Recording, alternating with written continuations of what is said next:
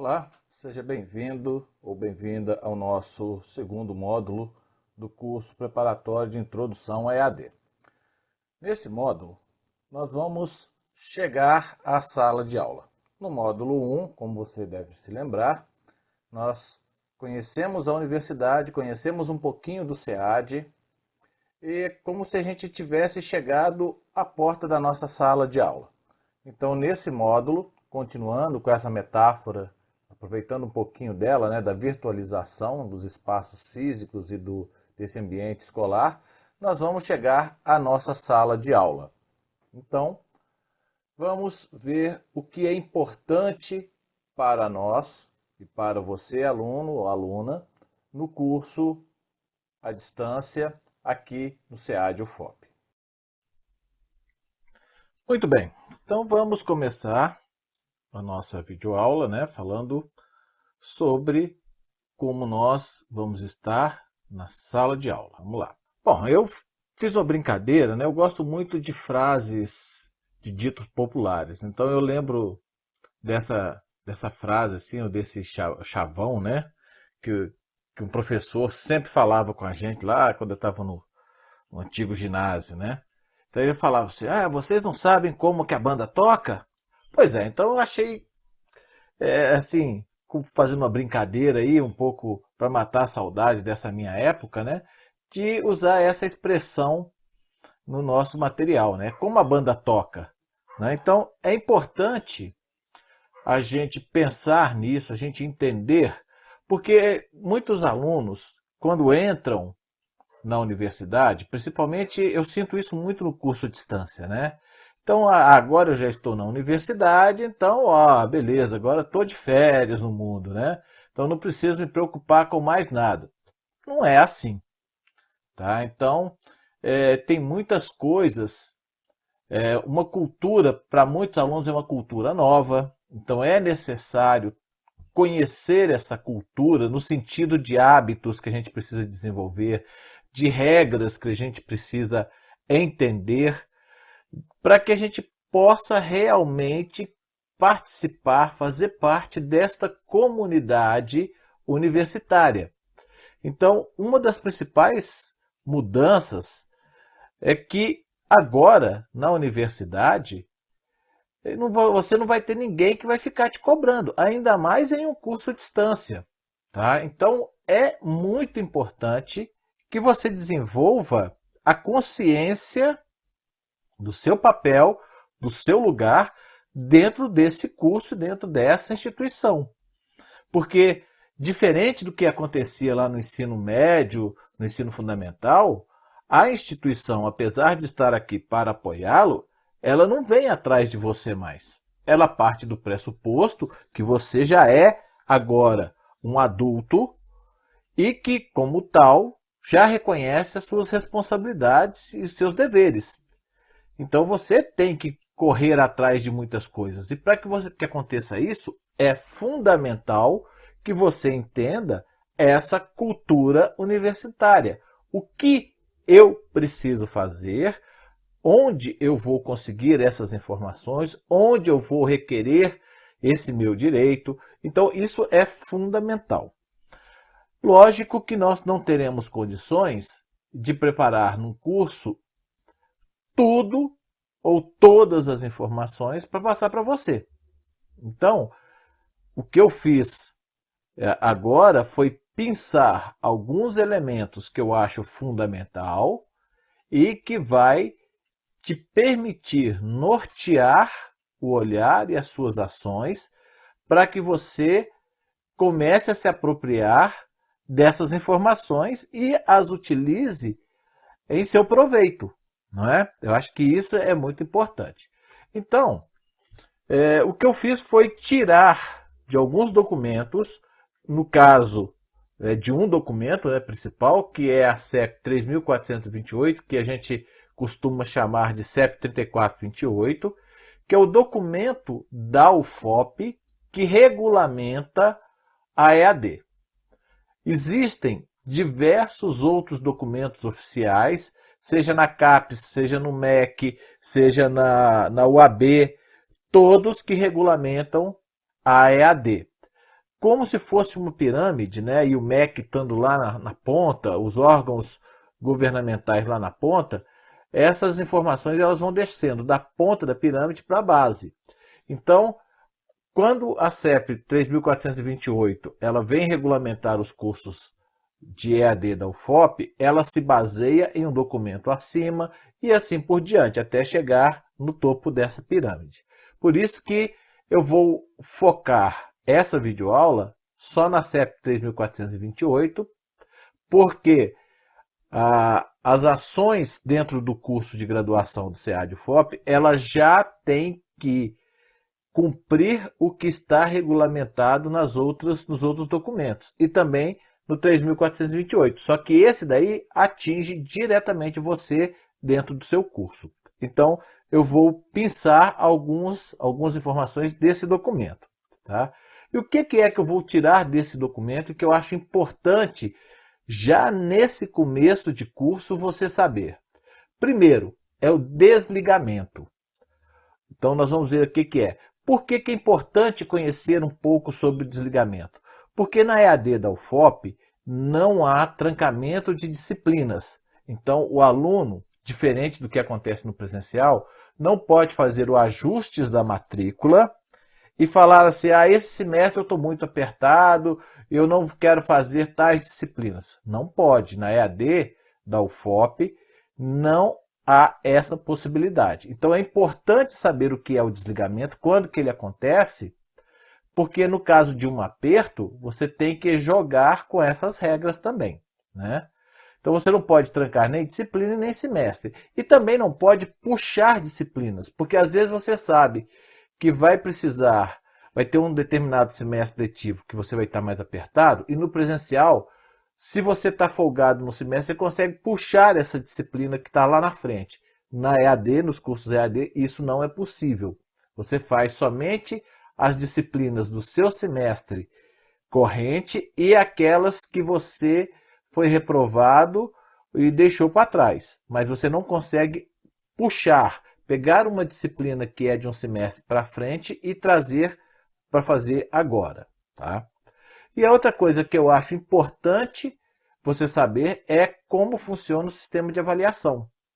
Isso é fundamental para que você se prepare desde o primeiro dia de aula, ficando atento ao que você precisa fazer para ser aprovado. Lógico que a aprovação ela vem como uma consequência de todo um trabalho na disciplina, mas também não podemos ser polianos, né, e ficar pensando que não, eu posso simplesmente descuidar das minhas atividades, das minhas tarefas, da minha prova, porque eu estou aprendendo. Não é assim. Existe um formalismo nos nossos cursos que a gente tem que atender, tá certo? Então é importante a gente conhecer o sistema de avaliação. Muito bem. Normal, quando a gente entra na universidade, pensar assim, entrei e agora eu vou chegar até o meu diploma, até a minha graduação. É lógico, todos nós nos propomos a isso. A gente entra num curso pensando e focando nesse objetivo. Só que a vida nos guarda muitas surpresas. Então, nesse percurso, que é um percurso razoavelmente longo, de 4 anos, né, se por um lado a gente acha que assim, 4 anos é muito, por outro, quando a gente está envolvido, ele passa muito rápido, então a gente precisa estar atento. Então, pode acontecer que nesse caminho aí, a gente tenha algum problema que nos desvie dele. E em alguns momentos, esse desvio pode fazer com que a gente perca o nosso curso, né?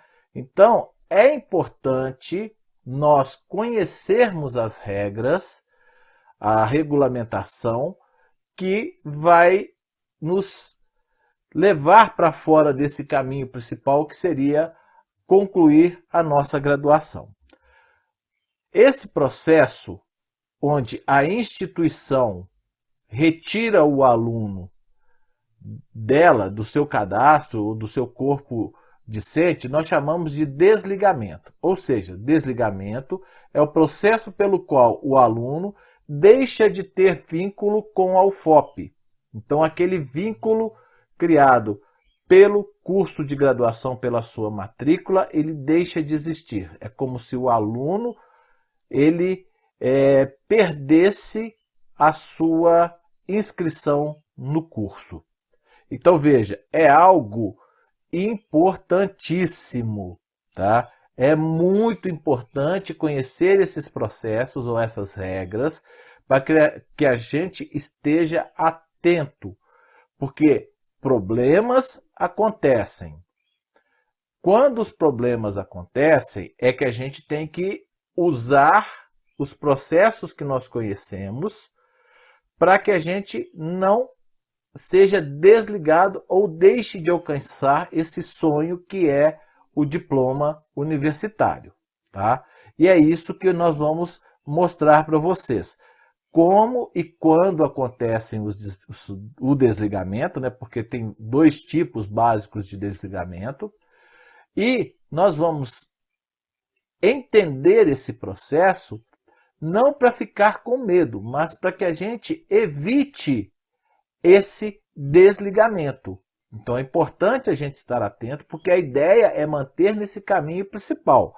Entrou no CA, no curso do CEAD UFOP, vamos até obter o diploma, ok? Então, conhecer esses processos de desligamento, ou as regras do desligamento, é importante para que, no caso de algum problema durante esse percurso, a gente consiga ainda fazer o nosso curso e obter a certificação no final dele, ok? Então vamos lá. Quais são os tipos de desligamentos que podem acontecer na UFOP, segundo a resolução CEP 3428, tá? Nós temos o desligamento simples. Quando que acontece um desligamento simples? Primeiro, quando o aluno não confirmar a renovação de sua matrícula na época prevista pelo calendário acadêmico. Isso é básico. Início de semestre letivo, o que você deve fazer? Pegar seu calendário acadêmico. Sempre vai haver uma cópia desse calendário acadêmico no site do CEAD, no site do Moodle, da plataforma Moodle, na UFOP, lá na Prograde, na Pró-Reitoria de Graduação, e esse documento oficial, que é o calendário acadêmico, ele tem as principais datas que todo aluno da UFOP, e é independente se é presencial ou à distância, precisa estar atento. Uma dessas datas é a de renovação da matrícula. Se não fizer a renovação da matrícula em um período, claro, é um período, né? Você vai ser desligado do curso do CEAD da UFOP, ok? Isso é importantíssimo. Por isso nós temos muito cuidado com essa data. Nós mandamos mensagem, a Prograde coloca aviso para tudo quanto é lugar, lá na minha UFOP, nós do CEAD colocamos aviso no Moodle, colocamos na página do CEAD, para que aqueles alunos mais desatentos recebam esse aviso. É enviado e-mails, mensagens, por isso aí nós falamos na semana passada, né, no módulo anterior, da importância de verificar frequentemente o e-mail, né, estar atento. Então aqui está a explicação por que isso é importante. Se você não renovar a sua matrícula, você vai ser desligado. Então, o maior problema que tem aqui é a falta de atenção do aluno com relação à data. Só isso. Marcou bobeira, não renovou, apesar de todos os avisos, você vai ser desligado. Tá? A outra forma de um desligamento simples, quando o aluno for reprovado em todas as disciplinas em que foi matriculado naquele semestre, por 2 semestres consecutivos. Não é por um, é por 2 semestres. Um seguidinho do outro. Então veja bem, você foi matriculado no curso. Primeiro, está lá, semestre, sei lá, segundo semestre do curso. Por algum problema, um parente ficou doente, você ficou doença, você teve que fazer uma viagem urgente e ficou, sei lá, 3 meses, você foi reprovado por nota e frequência, sei lá, ou por nota ou por frequência. Bom, enfim, foi reprovado em todas as disciplinas. Não foi aprovado em nenhuma. Isso aí em um semestre. Você vai ser desligado? Não. Você só vai ser desligado se no próximo semestre você também for reprovado em todas as disciplinas. Aí você tem 2 semestres consecutivos. Ok, então vamos lá, Jorge. Semestre 3 do meu curso. Eu fui reprovado em todas as disciplinas. Não vou ser desligado. No semestre 4, eu fui aprovado em 2 disciplinas, em uma disciplina. Eu vou ser desligado do curso? Não. Semestre 5, então terceiro semestre. No semestre 3 eu fui reprovado em todas, no semestre 4 eu aprovei somente em uma, no semestre 5 eu fui reprovado em todas de novo. Eu vou ser desligado? Não por esse motivo aqui. Tá? Porque quando você é reprovado, quando você foi aprovado em uma disciplina, essa regra já caiu. Então você teria que ser reprovado por 2 semestres consecutivos em todas as disciplinas de novo. Tá? Então se você foi reprovado em um semestre, em todas as disciplinas, no outro você foi aprovado, depois foi reprovado em todas de novo, não tem problema, por causa dessa regra. Tá ok? Mas tem que ficar atento. A outra forma de ter o desligamento simples é quando o aluno tiver o coeficiente de rendimento escolar inferior a 3, por 3 semestres consecutivos. Vamos supor que em um semestre você foi reprovado em todas as disciplinas. O seu coeficiente de rendimento vai lá embaixo. Se você não teve nota em nenhuma, você vai ficar com 0. No outro semestre, então o exemplo, semestre 3 você foi reprovado em todos, seu coeficiente foi 0. Semestre 4, você foi reprovado em 2 disciplinas. Seu coeficiente subiu, está acima de 3. Você vai ser desligado? Não.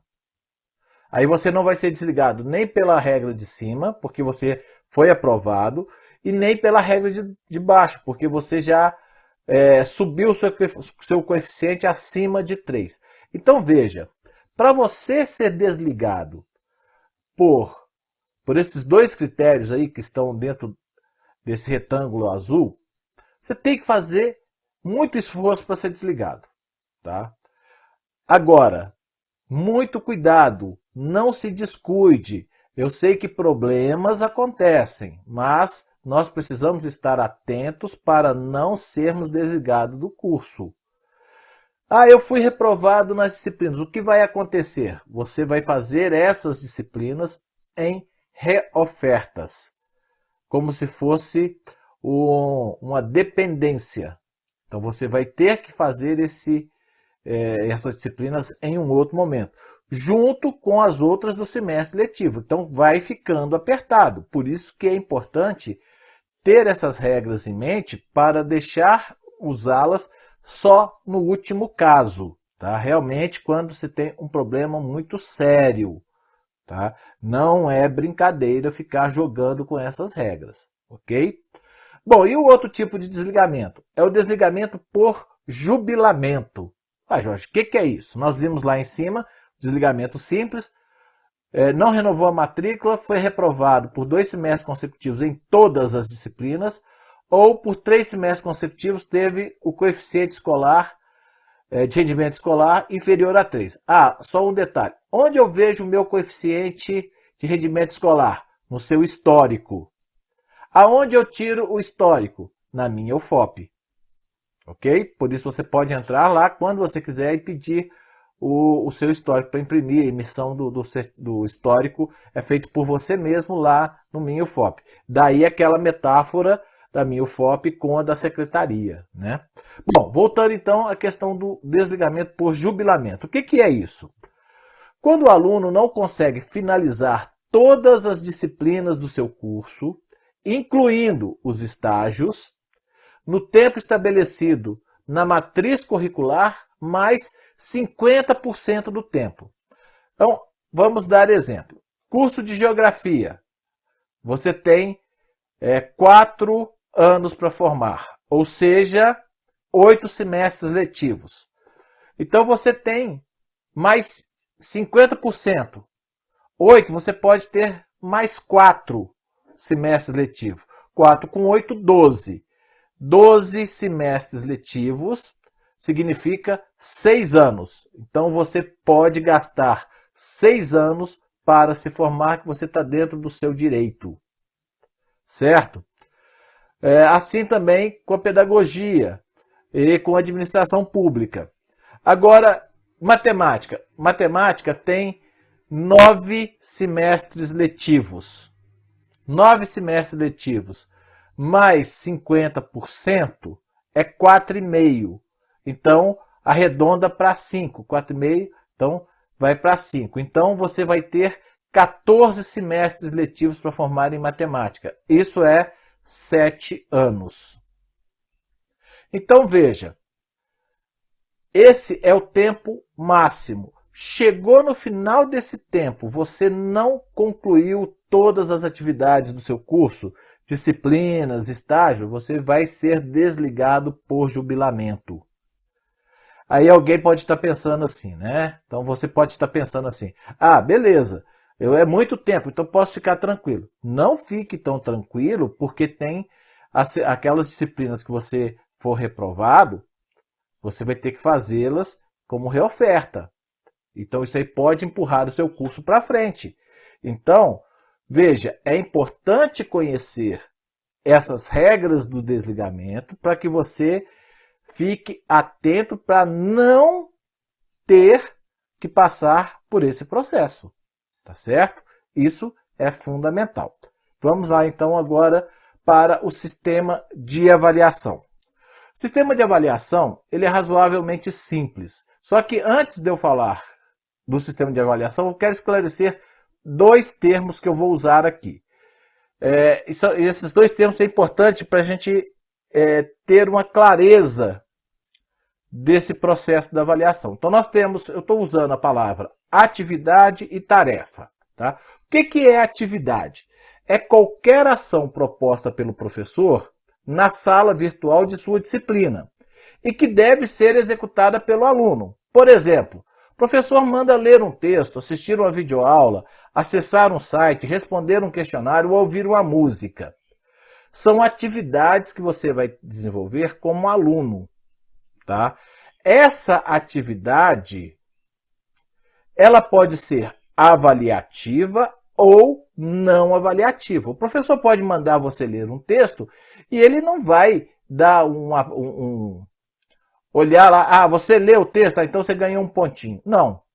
Isso faz parte da sua atividade de aluno. Você, como aluno, tem que estudar.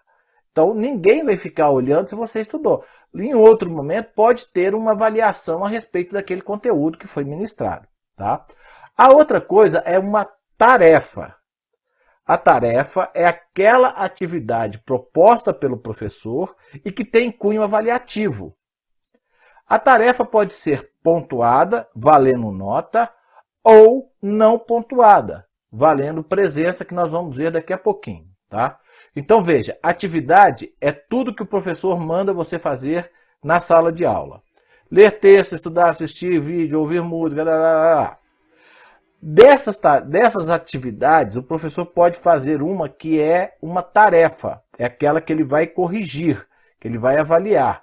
Por exemplo, você vai ter que responder o questionário. Esse questionário vale nota ou vale frequência. Ok? Tá entendido? Atividade é tudo.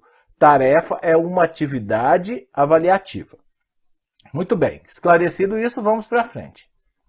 Sistema de avaliação. Primeiro item do sistema de avaliação é a frequência. Mas, Jorge, fica muito esquisito você ter frequência em curso à distância? Pois é. A frequência no nosso curso é uma estratégia pedagógica pensada para manter o aluno em contato com o conteúdo da disciplina. Ela é computada, a frequência, a partir da realização de tarefas. Daí eu falar tarefa pontuada ou não pontuada, que é quando a tarefa vale como frequência. Como pontuada, ela vale nota e frequência. Então, a frequência, ela é apurada a partir das tarefas que você realizou e você precisa fazer, no mínimo, 75% para ser aprovado. Ok? Muito bem, então vamos lá. Tem um quadro aqui para a gente explicar isso. Então vamos supor que o professor dá 4 tarefas. Quantas tarefas obrigatoriamente você vai ter que fazer? No mínimo 3. 3 tarefas de 4 é 75%. Redondinho, bonitinho. Assim, então, toda a quantidade de tarefas múltiplos de 4 fica muito fácil de você entender. 4 tarefas você pode deixar de fazer uma ou tem que fazer 3. 8 tarefas você tem que fazer 6 ou você pode deixar de fazer 2. 12 tarefas você tem que fazer 9 ou pode deixar de fazer 3. E assim por diante, tá? Muito bem, a coisa fica um pouquinho mais complicada quando você coloca quantidade de tarefas que não são múltiplos de 4. Então, o professor deu 5 tarefas. Quantas tarefas você deve realizar? 4. Fazendo 4 tarefas, significa que você está fazendo 80% das tarefas propostas. Bom, então é muito, porque eu tinha que fazer 75, ok. Só que é o seguinte, se você fizer somente 3 tarefas, de 5, você vai fazer somente 60%, e aí você não atinge os 75%. Está reprovado. O professor deu 6 tarefas. Quantas tarefas você precisa fazer? 5. Fazendo 5 tarefas de 6, você fez 83% das tarefas. Mas aí eu estou fazendo muito mais do que o mínimo. Exato. Mas se você fizer 4 tarefas de 6, você vai estar fazendo somente 66%, que é menor do que 75%. Portanto, reprovado por frequência. Se o professor der 7 tarefas, deve-se realizar 6, ou seja, 85% delas. Porque se em 7 tarefas você fizer somente 5, veja que é uma a menos, né, dos 6 ali, você vai estar fazendo 71% das tarefas, que é menor do que 75%, portanto, se você fizer 5 tarefas de 7, está reprovado. Com 9 tarefas, você deve fazer 7, 77%. Se você fizer 6, você está 66%, então está reprovada. Em 10 tarefas, você tem que fazer 8, porque se fizer 7 tarefas, você está fazendo somente 70%, que é menor que 75%, portanto, reprovado. De 11 tarefas, deve-se fazer 9, porque se fizer somente 8, você fez 72%, que é menor que 75% e está reprovado. Ok? Muita atenção com relação a isso. Esse quadro aqui é importante, tem ele no guia da disciplina e vale a pena estar sempre consultando. Tá? Muito bem. Você não tem 75%. O que aconteceu? Reprovado. Se não tem 75%, não tem conversa. Você pode dar uma nota que é a nota de aprovação, né? Você precisa de nota 6, nós vamos ver. Só que se você não tem frequência, você não tem nem que olhar a nota. Não tem frequência, já está reprovado. Jorge, então se eu não tiver frequência, eu não preciso fazer prova? Teoricamente não, para aprovação. Mas lembra daquele coeficiente de rendimento escolar? Se você fizer a prova, você pode melhorar aquele coeficiente. E aí você evita um desligamento por coeficiente baixo. Lembra? Então veja como as coisas vão se casando, né? Muito bem, mas e se eu tenho 75%? Aí a gente tem que olhar a nota. A nota mínima para você ser aprovado é 6. Tá? E como que é essa nota? Bom, a composição da nota ela é feita da seguinte forma. Nos cursos de graduação, total é 10 pontos. Sendo que 40% são tarefas ou trabalhos feitos no Moodle ou à distância. Ou você faz, se entrega pelo Moodle, ou você manda para o Polo, depende muito da proposta do professor. E 60% da avaliação, 60% da nota é uma avaliação. Avaliação pode ser prova, pode ser apresentação de um trabalho no polo, e aí tem vários tipos, vai depender muito da disciplina e do jeito que a disciplina foi organizada. Ok? Então, nota máxima é 10, 4 pontos trabalhos, 6 pontos avaliação. Beleza? Ótimo. Conseguiu frequência, conseguiu nota 6, maior que 6, né? Maior ou igual a 6, está aprovado. E se não conseguiu? Aí você tem o direito de fazer o exame especial. Não consegui nota 6, mas tem frequência. Tá vendo que tudo saiu lá da frequência. Eu tenho direito de fazer exame especial. O que é exame especial? O exame especial é uma avaliação substitutiva que zera a nota que você já conseguiu até ali. E o exame especial, vale 10 pontos. Então é como se apagasse tudo. O exame especial é conteúdo do semestre inteiro e você, em 10, você tem que tirar 6. Conseguiu 6 pontos no exame especial, está aprovado. Não conseguiu, está reprovado. Ok? Então, isso também está detalhado no guia de estudos. Vale a pena olhar com bastante atenção. Muito bem. Acabamos a nossa avaliação, vimos esse processo de desligamento e agora vamos para o próximo passo. Eu na sala de aula. Como que eu vou me representar na sala de aula? Como que eu, que era um aluno da sala tradicional, que sentava na carteira, que via os meus colegas, via meu professor, vou agora passar pelo processo de virtualização para a nossa sala virtual, que é o Moodle. Né? Eu ainda até mantive aí essas imagens com as marcações, porque é fundamental para que a gente possa relembrar o que está lá no guia de estudo. Então, a sala de aula tradicional, com cadeira, professor, meus colegas, ela foi também virtualizada para as salas virtuais no Moodle. Como que eu vou me representar nesse ambiente? Lá, eu vou ser representado por uma imagem, por uma foto, e pelas informações que eu vou ter no perfil. Isso é legal porque o perfil vai permitir que os meus colegas e meus professores me reconheçam lá dentro.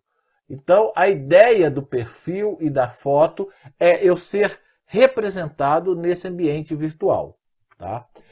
E aí, né, nós temos que chamar a atenção para algumas coisas. No processo de virtualização, nós entendemos o Moodle como a nossa sala de aula virtual. Né? Então, apesar de ser sala virtual, essa sala continua sendo um espaço escolar universitário. Ela é a representação da sala de aula da UFOP, né, do SEAD. Ela é um espaço formal, regido pelos direitos e deveres que todo aluno tem que ter no espaço universitário. E é um espaço com as mesmas relações formais da universidade. Você tem o professor, você tem o presidente do colegiado, você tem os colegas.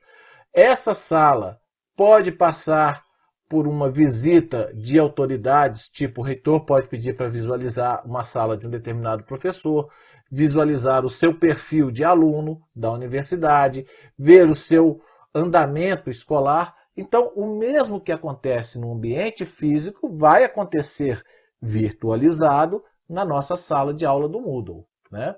E aí, eu vou chamar a atenção para a foto. Né? O objetivo de ter a foto no Moodle é para lhe identificar.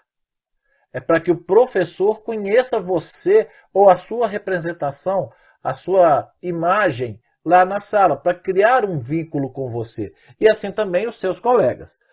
Então, eu sei que às vezes nem precisava, mas a gente toma esse cuidado de chamar a atenção para as fotos. Cuidado com as fotos. Primeiro, foto de um casal e o nome que não permite fazer a identificação. Por exemplo, Adair e Jaci. Então, é muito comum, às vezes, o aluno vai lá, ou a aluna, bate a foto dela ou dele com o seu cônjuge, com o seu namorado, com o seu companheiro. Só que o nome da pessoa, do nosso aluno ou da nossa aluna, não dá para saber se ele é homem ou se é mulher. Então, evite esse tipo de foto. Procure colocar uma foto que identifique você. tá? O seu rosto, né? Isso acontece também, por exemplo, foto de 2 ou mais pessoas. Então tem lá 2 colegas, 3 colegas, 2 amigas. Como é que a gente vai saber qual daquelas pessoas que é realmente o nosso aluno? Entenderam a ideia? Entendeu a ideia? É isso que a gente está chamando a atenção. O objetivo da foto é te identificar.